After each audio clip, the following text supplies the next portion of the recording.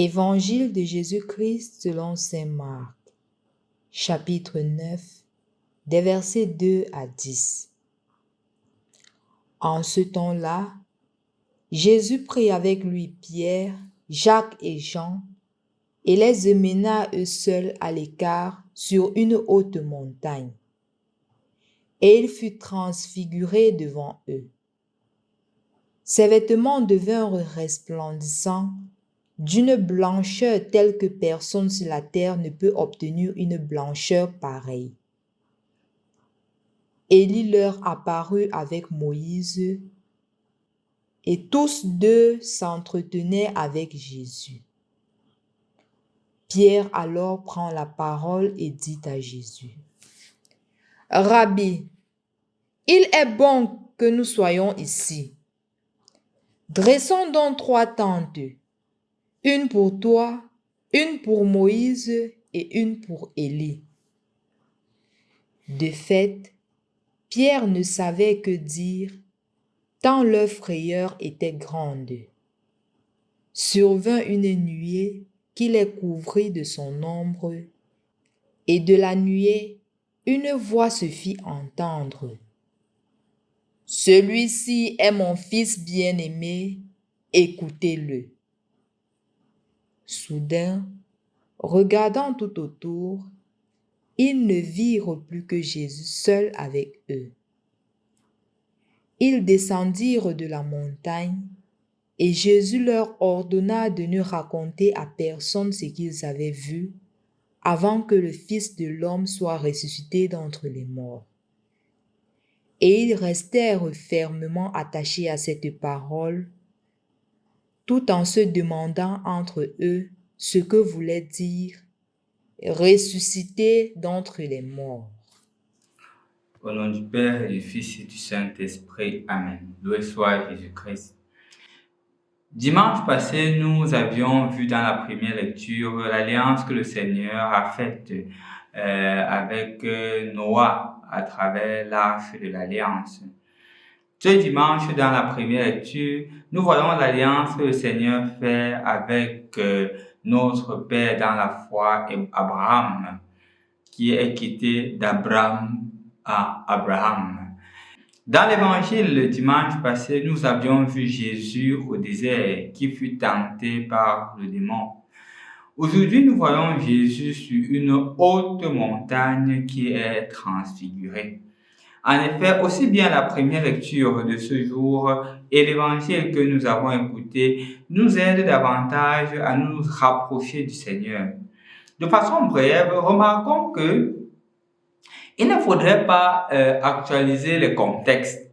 Il ne faudrait pas penser que comme ça s'est passé là-bas à l'époque d'Abraham, c'est la même chose qui se passera ici. C'est un peu comme si on demandait à un enfant qui a à peine 4 mois de se comporter comme un adulte de 30 ans. Ça ne peut pas se faire. Et donc, il faudrait comprendre le texte dans son contexte. Ici, il n'est pas question du sacrifice en lui-même, mais le test que Dieu apporte à Abraham, parce que Abraham était en processus de maturation spirituelle et Dieu voulait voir jusqu'où il peut se sacrifier pour davantage se donner à Dieu. Et Dieu justement voulait voir ça. C'est pour cela que Dieu lui présente Isaac, ce qui t'est le plus cher. Est-ce que tu peux le laisser pour te mettre à ma suite? Ce que tu penses que vraiment, sans cela, ta vie n'aurait pas de sens. Est-ce que tu peux donner ça à Dieu?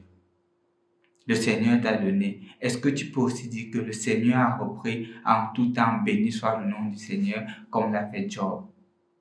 En fait, c'était tout le sens de la première lecture. Une invitation pour toi et pour moi de prendre davantage conscience que nous devrions tout donner au Seigneur. Le temps du carême, c'est le temps du sacrifice. Ceci trouve aussi tout son sens avec la transfiguration que nous venons d'écouter. C'est vrai, nous en avions parlé dans les vidéos précédentes sur le sens de la transfiguration, les symbolismes, les significations qui sont mises en avant. Mais aujourd'hui, je ne voudrais pas mettre l'accent dessus. Je voudrais plutôt mettre l'accent premièrement sur le mot transfiguration qui vient du grec métamorphoté. Métamorphoté qui a été traduit en français comme la métamorphose. Et on utilise justement le mot métamorphose pour expliquer le passage de la chenille au fait d'être papillon, d'un insecte qui est seulement là en train d'utiliser ses pattes et à un insecte qui est prêt à voler avec une beauté inouïe. Remarquons un peu quand on regarde un papillon, combien ce papillon est beau. Mais regardons le passage. C'est ça un peu la transfiguration. Et Jésus en ce jour voudrait aussi que toi tu puisses te transfigurer, que tu puisses faire ce passage-là, que tu puisses faire cette métamorphose, que tu puisses faire cette transfiguration, cette métamorphose. En fait, c'est tout le sens de ce temps de carême. Et justement, pour y parvenir, il faudrait éviter une attitude.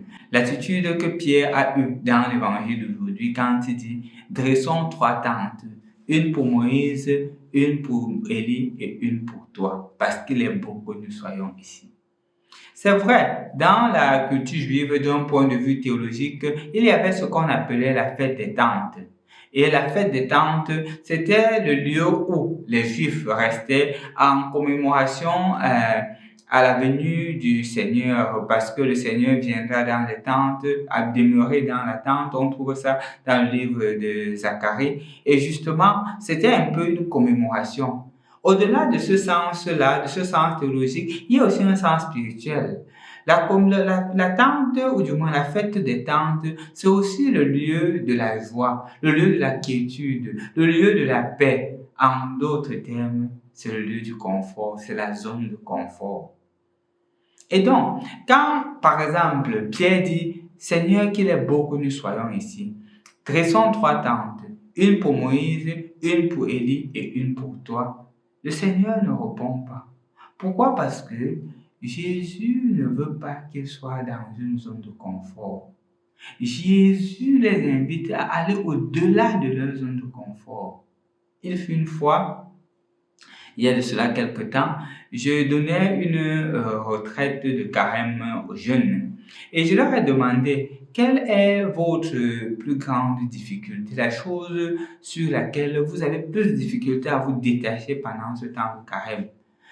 C'est vrai que plusieurs réponses ne sont parvenues, mais ils ont retenu principalement 3. Ils ont premièrement parlé de la procrastination, le fait de remettre à demain ce qu'ils pouvaient faire aujourd'hui. Deuxièmement, ils ont parlé des addictions. L'addiction à l'alcool, l'addiction aux films pornographiques, l'addiction à la masturbation et d'autres addictions, même aux stupéfiants. Et troisièmement, ils ont parlé de l'addiction à l'influence des autres.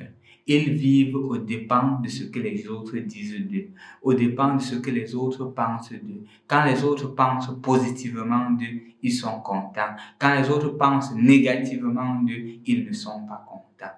C'est justement toutes ces attitudes-là qui les éloignent de la volonté de Dieu, disait-il.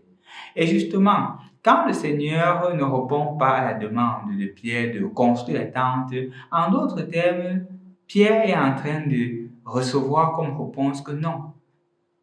L'expérience avec Dieu ne doit pas t'installer dans la zone de confort. Ça doit plutôt te permettre de faire face à ta réalité pour pouvoir te rapprocher davantage de ce Seigneur-là. Tu dois faire face à cela. Je me rappelle clairement une jeune que j'accompagne qui se met à dire que quand son mari, jeune mari bien sûr, quand son mari se met à se fâcher à la maison, elle va dans la chambre parce qu'ils ont une petite chapelle de prière dans la chambre, elle va prier là-bas pour éviter les conflits.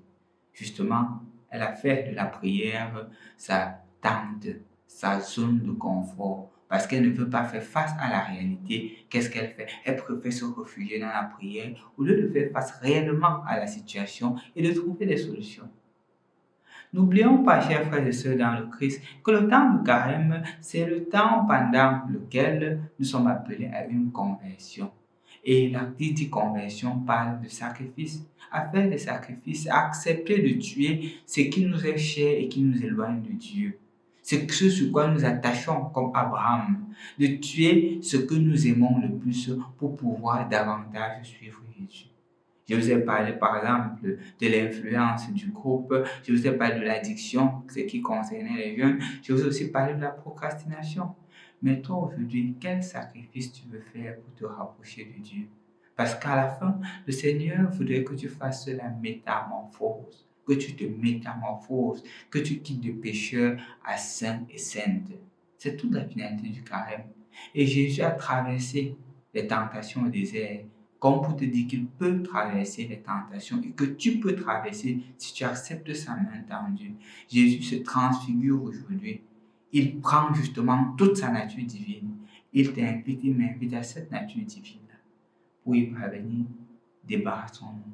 Détachons-nous de tous les lourds fardeaux qui nous pèsent, qui pèsent lourd sur nos épaules. Tous ces fardeaux-là, débarrassons-nous. Un des fardeaux peut être le pardon qu'on refuse à accorder. Dans quelques temps, nous parlerons aussi avec les messieurs d'un thème qui consiste en le pardon. Qu'est-ce que le pardon? Et principalement, comment pardonner? Nous t'invitons, si tu as encore des difficultés à pardonner, de te débarrasser pour pouvoir être transfiguré avec Jésus. Bon deuxième dimanche du temps de carême. Au nom du Père et du Fils et du Saint-Esprit. Amen.